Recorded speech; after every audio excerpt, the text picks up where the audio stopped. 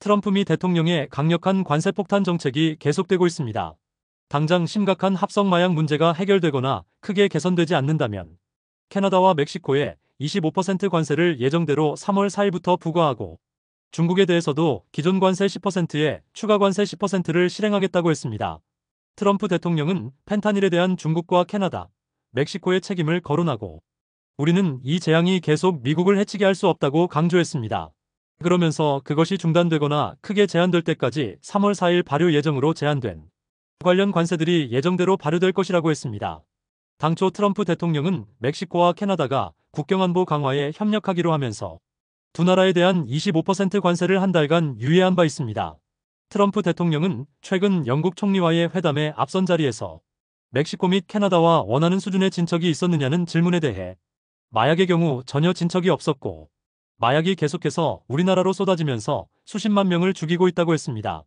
또 중국에 대한 10% 관세는 지난 2월 4일 발효한 관세에 추가된다고 확인했습니다.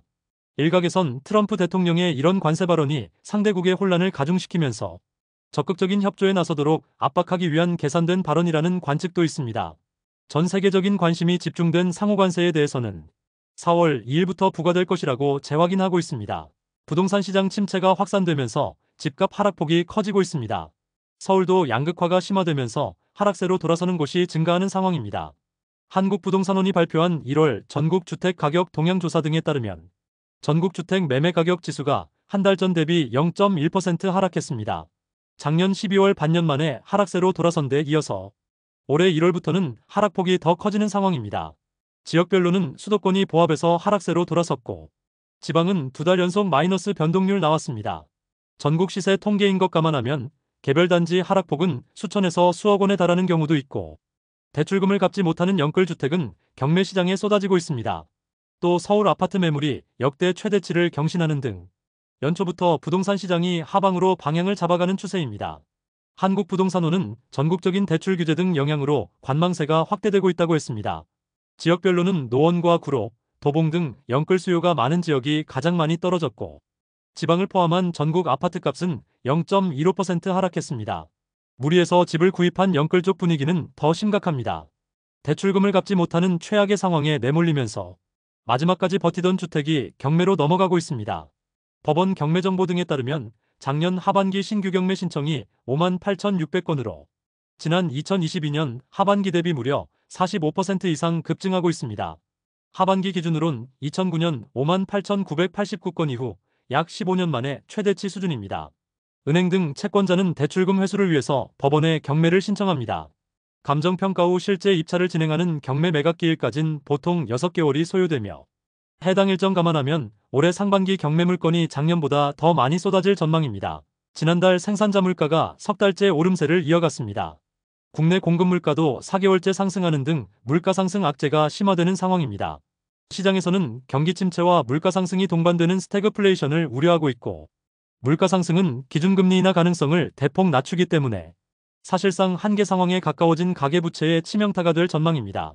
또 잠재 성장률 이하로 추락하는 한국 경제 상황에 먹구름이 몰려오고 있으며 더 이상 버티지 못하고 경매로 넘어가는 집들이 급증할 가능성이 높습니다. 한국은행이 발표한 지난달 생산자 물가지수가 120.18포인트로 최근 3달 연속 상승 추세가 이어졌습니다.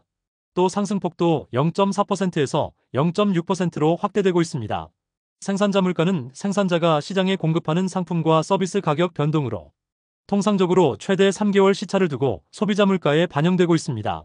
항목별로는 농산물과 수산물이 가장 많이 올랐고 공산품은 석탄과 석유 제품 상승세가 4%에 달했습니다. 또 농림수산품 중 딸기가 57.7%, 감귤이 26% 이상 급등했습니다. 한국은행 관계자는 최근 유가 상승과 환율 급등 영향으로 수입 물가가 오른 영향이 크게 작용하고 있다고 했습니다.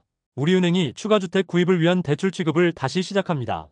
정부가 올해 정책 대출을 지난해 수준인 60조 원 공급을 예정하는 등 부동산 시장의 대출을 통한 자금 공급이 다시 재개되는 분위기입니다. 다만 한국 경제 불확실성이 갈수록 커지는 상황에서 사실상 한계 상황에 가까워진 가계부채 리스크에는 악재가 될 수 있습니다. 금융업계에 따르면 우리은행이 2월 21일부터 1주택 이상 소유자를 대상으로 수도권에서 추가주택을 구입하기 위한 대출 취급을 재개합니다. 우리은행은 작년 9월부터 대출 억제 방안의 일환으로 유주택자의 수도권 추가주택 구입자금 대출을 중단한 바 있습니다. 우리은행 관계자는 가계부채 효율화로 제한하던 수도권 유주택자 추가대출 제한을 안정적인 주담대 시장 참여를 위해서 해제하게 됐다고 밝혔습니다. 정부에서 공급하는 정책대출도 올해 최소 60조 원 이상 공급될 전망입니다. 지난해 정책대출 목표와 비슷하거나 더 증가한 수준으로 디딤돌과 버팀목 대출, 보금자리론 등이 해당되고 있습니다. 시장에서는 국내 가계부채 중 정책대출이 차지하는 비율이 너무 높다고 우려하고 있으나 주로 무주택 실수요자들을 위한 상품이라 줄이기가 쉽지 않은 상황입니다. 급증하는 가계부채로 금융당국이 올해 하반기부터 DSR 3단계 대출 규제를 시행할 예정이지만 경기 침체로 반복되는 대출 허용 상품과 엇박자를 내면서 불확실성이 계속 커지고 있습니다. 한국은행이 국내 반도체와 자동차, 철강 등 한국 주택 산업에 대해서 올해 동반부진에 빠질 것으로 전망했습니다. 미국발 트럼프 대통령의 관세 폭탄이 본격화되면서 한국의 주력 수출 전선에 빨간불이 켜지고 직격탄을 맞을 전망입니다. 한국은행이 발표한 주력 산업 모니터링 보고서 등에 따르면 올해 반도체 업황이 트럼프 2기 정부 출범으로 정책 불확실성이 높아졌고 국내 반도체 산업 성장의 하방 리스크가 확대될 것으로 전망했습니다. 특히 범용 반도체 수요 부진과 기저효과 등으로 반도체 전반의 수출 증가세가 둔화될 것이란 분석입니다. 최근 관세 리스크가 커지고 있는 자동차에 대한 우려도 나왔습니다. 견조한 북미 수출 관련 수요에도 불구하고 유럽 판매 부진과 미국의 보호무역주의 정책 강화에 대응한 현지 생산 확대 등으로 전반적인 수출 물량이 감소할 것으로 예상했습니다. 또 석유화학도 글로벌 제조업 경기 개선 지연과 함께 공급 과잉 등으로 생산과 수출이 크게 증가하긴 어려울 전망입니다. 철강업은 국내 건설 경기 침체와 중국 부동산 경기 회복 지연에 따른 부진이 이어지고 미국의 25% 관세 부과가 예고되면서 추가 하방 리스크가 커지고 있습니다. IBK 기업은행 경제연구소는 25%의 보편 관세가 현실화될 경우 대미 자동차 수출이 18% 이상 급감하고 의약품 관련 수출 비율도 7% 이상 크게 줄어들 것으로 분석하고 있습니다. 부동산 시장 침체로 경매로 넘어가는 집들이 급증하고 있습니다. 시장에 역대급 매물이 쌓이면서 경매 시장에서도 수요자들이 감소하고 있고 경매 진행 가격이 감정가 대비 반토막 수준으로 급락하는 상황입니다. 실제 최근 부산 해운대구 더블역세권에 위치한 아파트 전용 106타입이 감정가 11억 9천만 원에 58% 수준인 7억 원대로 낙찰됐습니다. 두 차례 유찰로 최저 입찰 가격이 반값 수준인 6억 1천까지 떨어졌습니다. 지방을 중심으로 미분양이 급증하면서 경매 시장 지표가 동반 급락하고 있고 부산과 대구, 광주와 대전 등도 낙찰가율 80% 선이 무너졌습니다. 또 해운대구 백사장이 보이는 오션뷰 주상복합 전용 146타입에서 최저 입찰 가격이 감정가 23억에 70% 수준인 16억 원대로 내렸습니다. 대구의 강남으로 불리는 수성구 범어동 전용 84타입 경매에서도 낙찰가율 86% 수준인 4억 6천만 원대로 매각됐습니다. 경매 물건이 유찰되고 상당한 가격 조정이 진행되어야 응찰 수요가 나타나는 상황입니다.